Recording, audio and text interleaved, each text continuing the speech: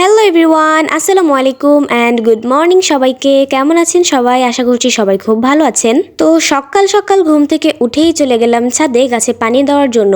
আর ছাদে গিয়ে দেখি ওয়েদারের অবস্থা এই, চারিদিকে পুরো কুয়াশা দিয়ে ঢাকা ছিল, আমাকে দেখা যাচ্ছিল না কুয়াশার জন্য। তো কয়েকদিন আগেই আমরা রংপুরের বৃক্ষ মেলায় গিয়েছিলাম, কয়েকদিন বলা যায় না, বেশ কিছুদিন আগেই গিয়েছিলাম। আর সেখান থেকে আমরা ছোট্ট ছোট্ট দুটো মরিচের চারা নিয়ে এসেছিলাম। বাট আলহামদুলিল্লাহ এই গাছ থেকে আমরা প্রায় 5-6টা মরিচ খেয়ে ফেলেছি। বেসিক্যালি আমাদের ছাদে কোনো গাছই ছিল না সেদিন। মরিচের গাছ আনার পর থেকে ছাদে 2-1টা করে গাছ রাখা হচ্ছে। তো এই তো সবগুলো গাছে অল্প অল্প করে পানি দিচ্ছি যেহেতু শীতের দিন। দেন আমি এই গাছগুলোকে টাটা বাই বাই বলে চলে গেলাম আপনাদেরকে ওয়েদার দেখানোর জন্য। আসলে রংপুরে একটা জিনিস খেয়াল করলাম, সেটা হচ্ছে যখন এখানে গরম পড়ে, মানে গ্রীষ্মকালে এখানে এত পরিমাণ গরম পড়ে যে থাকা যায় না, আর শীতকালে পুরো বরফ পড়ার অবস্থা, মানে ঘর থেকে এক পাও বের হওয়া যায় না বাইরে। তো আজকের ভিডিওটা এই পর্যন্তই। ততক্ষণে সবাই ভালো থাকবেন, সুস্থ থাকবেন। আল্লাহ হাফেজ।